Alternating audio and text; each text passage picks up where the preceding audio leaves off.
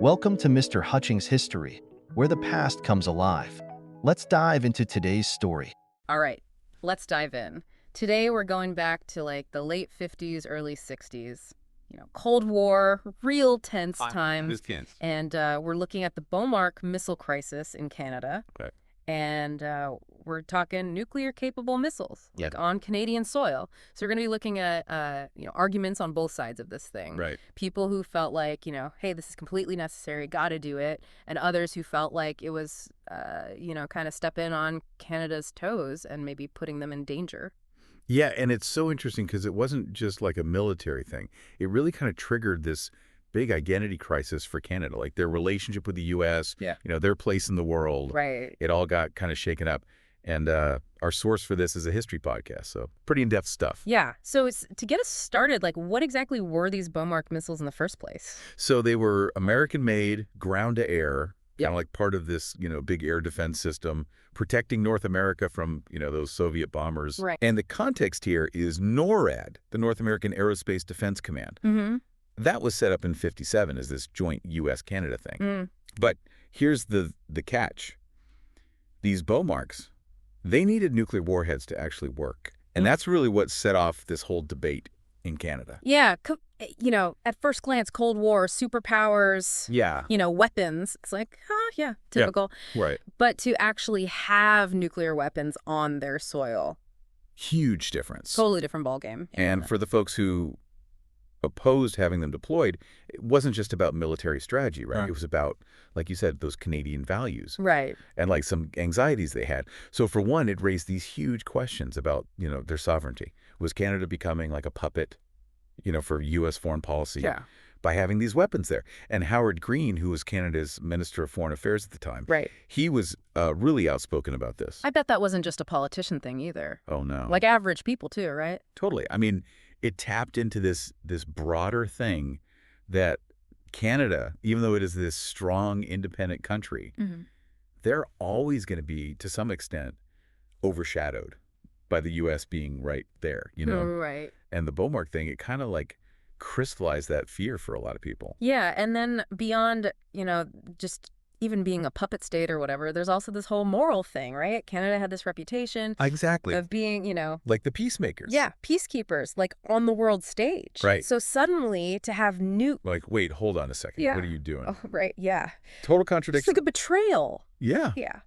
And you have to remember, this was after the Cuban Missile Crisis. Oh, yeah. The world had just looked over the edge, total nuclear annihilation. So for Canada to have these BOMARCs, it really did raise the question of, is this making us a target? Are the Soviets going to come after us now? Wow. Yeah. It's amazing how, like, all this stuff is so intertwined. And we see that, even scholars and historians were getting in on this whole debate, right? Oh, yeah. Historian Reg Whitaker, for example, said that this whole BOMARC situation showed how Canada was getting tangled up in the, U.S. military-industrial complex. Like, this wasn't just defense. This was about economics and politics, Right. And maybe Canada was sacrificing some of its own power in the process. Yeah, so it speaks to, like, even beyond this issue, the whole relationship between Canada and the U.S. For sure. Like, they're partners, allies, right next to each other. But there's always this question of, wait, is this actually equal? Yeah, it's a tricky situation. Yeah. But to get, like, the whole picture, we got to understand the folks who were for the missiles, too. Right. Because for them, it was about survival, plain and simple. Right. So let's look at that other side of the argument. So what were the big things that they were using to justify this? Well, to them, it was about the Cold War threat. Like, the Soviet Union was, the big bad guy. It was a real threat. Real threat. They couldn't just, be naive or idealistic. Strength for them meant working with the U.S., even if it meant doing stuff they weren't totally comfortable with. Right, right. Like that whole better safe than sorry kind of thing. Exactly. Especially when you're talking about nuclear war. Like, wow. Right. And they would also point to the NORAD agreement, Yeah. They signed up to defend North America together. So that meant everyone had to pull their weight. And the BOMARCs were a part of that. It wasn't just about protecting the U.S. It was about Canada, too, they'd say. Right. There's that. Like, We're in this together. Collective responsibility. Yeah. You can't just pick and choose which threats you're facing. Exactly. And then there's the whole idea of deterrence, Right. which was like huge during the Cold War. That was, having the power to hit back, even with nukes, made it so you were less likely to be attacked in the first place. Scary logic. Yeah. But it makes sense, I guess. It was the way people thought back then, yeah. Yeah. And this wasn't just like the military saying this. There were intellectuals and academics who agreed, too. Yeah. Figures like John Holmes, who was a big liberal internationalist. Mm-hmm. He saw this as totally in line with how Canada wanted to, keep the world safe. Mm-hmm. And you had realists like Dennis Stairs, who said tough choices, had to be made in times like these. Right. You can't always do what's morally perfect. So like clash of ideologies, totally different ways of looking at the world, all coming down to this one question. Yeah. Should we have nukes or not? Exactly. And this wasn't just something happening within Canada. No. It affected their whole relationship with the U.S. Oh, big time. It caused some real tension. Prime Minister Diefenbaker, he was in charge then. Mm-hmm. He was really torn about the BOMARCs. I bet. He was getting, tons of pressure from the U.S. to just accept them. But he also knew a lot of Canadians were really uneasy about it. So he's kind of stuck between a rock and a hard place. Totally. And to complicate things even more, the U.S. already had other nukes in Canada because of NORAD. So when he hesitated on the BOMARCs, the Americans got really frustrated. Oh, I bet. Especially President Kennedy. He saw it as Canada, not really being committed to fighting the Cold War together. So it's not even just about the weapons themselves, like what it means. The message to the rest of the world. Especially the Soviets. It shows how, everything was so delicate back then. Right. Any little thing could throw things off balance. And all of this, Diefenbaker's stance on the BOMARCs, it actually contributed to him losing the election in '63.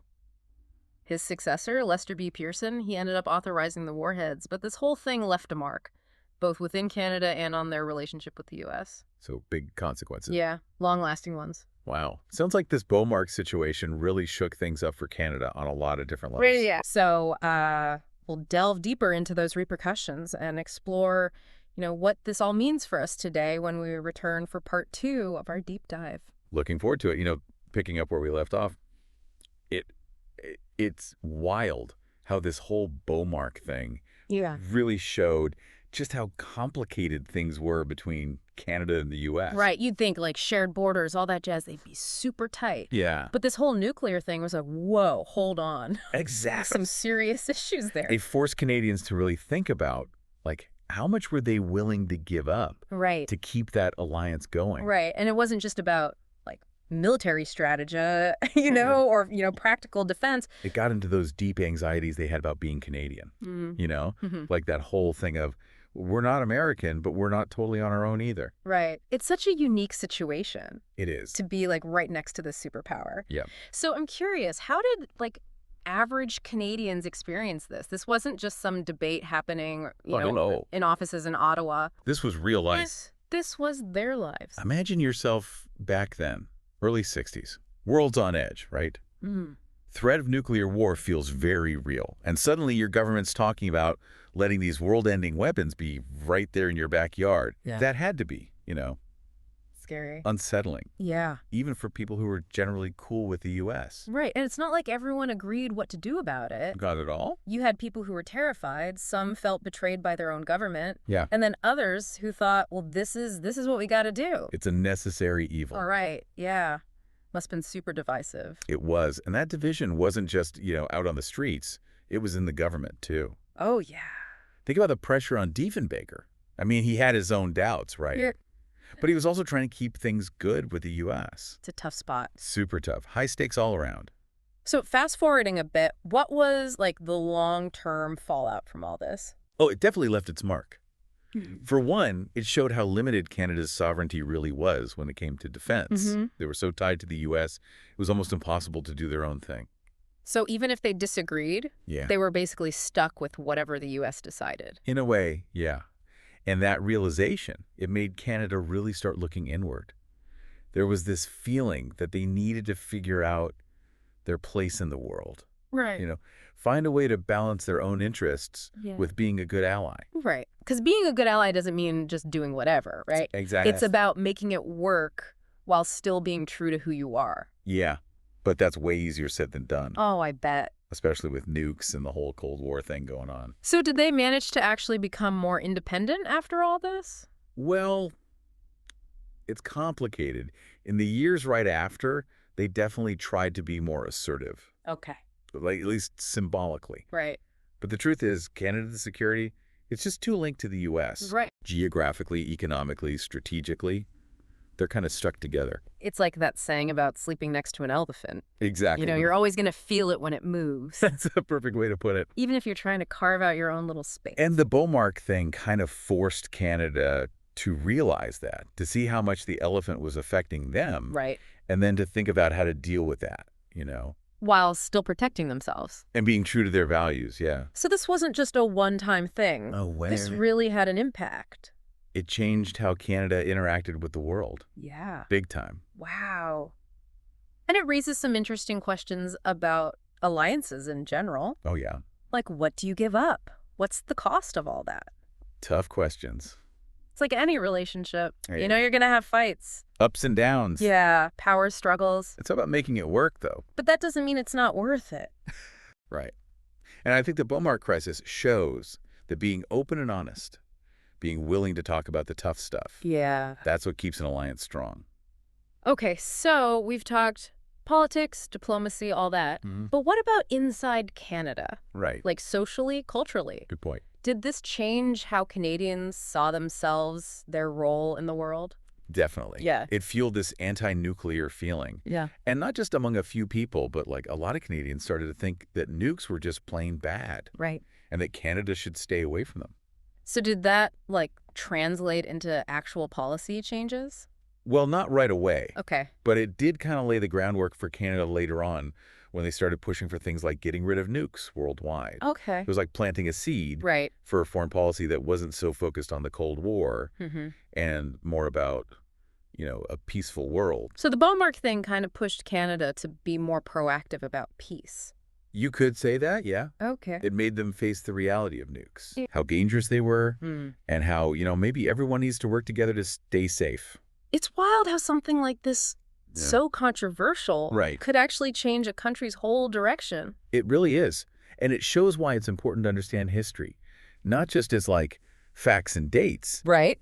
but as this, you know, living story that's still affecting us today. Okay, so we've got the political stuff, the cultural impact, but what about the people? Yeah. This wasn't just happening, you know, in government buildings. It was real life for people. This was everyday Canadians. Right. And we can't forget about how the public felt, Mm-hmm. especially about something as big as nuclear weapons. Mm-hmm. Canadians had strong opinions about this. Mm-hmm. So how did they actually react? Good question. Because at the end of the day, Yeah, the government has to answer to the people, right? absolutely. Even when it comes to national security. And it was a mixed bag, you know? This was the height of the Cold War, remember? Right. Fear of the Soviets was everywhere. And lots of Canadians saw these nukes as, you know, a necessary evil. Mm-hmm. Like the only way to stop something worse from happening. Right. It's that whole, like, better to have them and not need them Yeah, than it's, need them and not have them. Like a scary kind of safety, but safety nonetheless. Right. But there was also a big chunk of the population who were just totally against it. No nukes, no matter what. Right. For them, it was a moral thing. Like, it went against what Canada was all about. Yeah, I bet that wasn't just fear either. No. Like, they actually believed it was wrong. It was about who they were as Canadians. They saw their country as, you know, the peacekeepers, Right. diplomats, not warmongers. Nukes felt like a betrayal of all that. Yeah. Like it was ruining their good name. And they didn't just sit back and grumble about it, right? No way. They got out there. Protests, rallies, the whole 9 yards. Wow. It was a big movement, and it definitely made a difference. It forced the government to at least listen, to think about how their decisions were affecting people. So how did the government actually respond? Did they listen? Well, they couldn't exactly ignore it. Right. It was too big. Yeah. But they were also getting hammered by the U.S. Right. to take those weapons. Diefenbaker, he tried to balance it all. Tough spot to be in. But in the end, he couldn't. And that's partly why he lost the election. Wow. So the public really did have power. They did. And that's a big lesson from all this. Right. Even with national security and powerful allies and all that, the people's voices matter. It's a good reminder that democracy, Yeah. It's not just voting. It's about being involved. Right. Holding the leaders accountable. Making sure they're actually doing what the people want. It's about free speech. Yes. People getting involved, asking tough questions. It's what keeps things healthy. Okay, so we've covered the political stuff, the cultural stuff. Right. What about, like, the really deep questions? Ooh, I like where this is going. Like, did this mess with how Canadians saw themselves? I think it did. Yeah. The BOMARC crisis was like this moment of truth for Canada. Okay. It forced them to look at themselves in the mirror. Right. How they fit in with the U.S., the Cold War, their own values. Right. It wasn't just about missiles anymore. Mm-hmm. It was about who they were as a country. Wow. Facing the end of the world, you know. That's a lot to handle. It was. So how do they deal with it all? Yeah, did they figure it out? It wasn't easy. There was a lot of arguing, a lot of soul searching. Right. But I think they came out of it with a better understanding of where they stood in the world. Mm-hmm. They didn't ditch the U.S., but they also weren't afraid to stand up for themselves. Right. You know? It's like finding that middle ground. Yeah. Between being practical and sticking to your ideals. Exactly. Knowing you can't always get everything you want, but still fighting for what you believe in. It's something we all deal with, right? Totally. Just on a different scale. And the BOMARC thing shows that it takes constant talking, being willing to change, and sometimes just making hard choices. So this was more than just a history lesson. All right. It's still relevant today. For sure. It shows how much the past affects us. Absolutely. And it reminds us that we can't just learn about history. We got to think about it. Right. What can we learn from all this? Yeah. How can we use what happened then to deal with what's happening now? It's like a case study, you know? It is. Because it's about power, identity, tough choices. Things that are still going on today. Right? Yeah. It reminds us that history isn't just dates and names. Mm-hmm. It's about real people, real struggles. Right. And their choices, good and bad, they still matter to us. So as we're wrapping up this deep dive, Yeah. we want you, the listener, to keep thinking about this. Keep digging. Making connections. What stands out to you? Yeah, what really hits home? Either the nukes Or the sovereignty thing. the moral questions. Or maybe something else entirely. Yeah, maybe it's the people who stood up and said no. Right? Or how Canada found a way through all this. Whatever it is, think about how it relates to today. Yeah. The Cold War might be over, but the issues are still there. Power, security, the choices we make. It's all still relevant. The BOMARC crisis might be history, Yeah. but the questions are still alive. Well said. And on that note, we'll continue exploring the legacy of the BOMARC crisis in our final part. Stay tuned. All right, welcome back to our final part on this whole BOMARC thing. It's amazing how this one weapon system opened up like so many different conversations about the Cold War, what it meant to be Canadian. Yeah, it shows how a technical decision, can have these huge ripple effects. Totally. So let's look at the long game now. How did all this shape Canada's relationship with the U.S. going forward? Well, the Canada-U.S. relationship, it's always changing, Right. like any close partnership. But the BOMARC thing definitely left a mark. Oh, yeah. It underlined those tensions that are always there, being a smaller country next to a superpower. Right, like that when the U.S. sneezes, Canada catches a cold thing. Yeah, exactly. But maybe after the BOMARC thing, Canada started carrying some extra tissues Right. that pushed them to speak up more, even if they didn't always agree with the U.S. So did this, create mistrust, or did it actually make things better? I think a little of both, Yeah. honestly. There were times when Canada felt ignored. I bet. But it also forced both countries to, acknowledge the elephant in the room and try to make things more balanced. Right. And how did it affect how Canada saw itself? Oh, that's huge. Yeah. It really challenged that image of Canada as the peacemaker, Right. the one who stays out of the mess. They had to face the fact that they were right in the middle of the Cold War, nukes and all. And did they come out of that, stronger, more sure of themselves? I think they did. They realized that being a peacemaker didn't mean being naive. It meant being involved, even in the scary stuff. Yeah. But doing it in a way that was true to their values. So not giving up on their ideals, but figuring out how to make them work in the real world. Exactly. Which is something we all got to do, Right. On different levels. Totally. And the BOMARC crisis shows that it takes, constant communication, willingness to adapt, and sometimes making really tough decisions. It reminds us that history isn't just some, dusty old thing. No way. This stuff still matters. Big time. It affects how countries get along, how we see danger, even our own ideas about right and wrong. It all ties together. And it shows why we can't just learn about history. We got to really think about it. Yeah. What can we learn from this? How can we use this to deal with what's happening now? It's like a real-life example of how these big ideas play out. Power, identity, choices. Yeah, yeah. It reminds us that history is about people. Right. Real people going through real stuff. And their choices, good or bad, still affect us.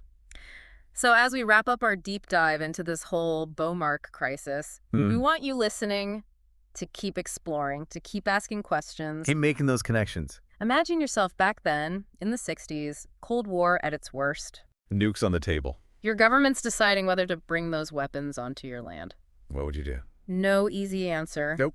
But it's a question worth thinking about. It is. Because the BOMARC crisis shows us that history isn't just something that happened. It's still happening. It's still shaping us. We're a part of it. So stay curious, keep digging, and remember, the past isn't really past. It's still here with us. Shaping the present, guiding the future. That's a great way to put it. And that's a wrap on this deep dive. Until next time, keep exploring the fascinating world of history. Thanks for listening to Mr. Hutchings History. Keep exploring, and we'll see you next time.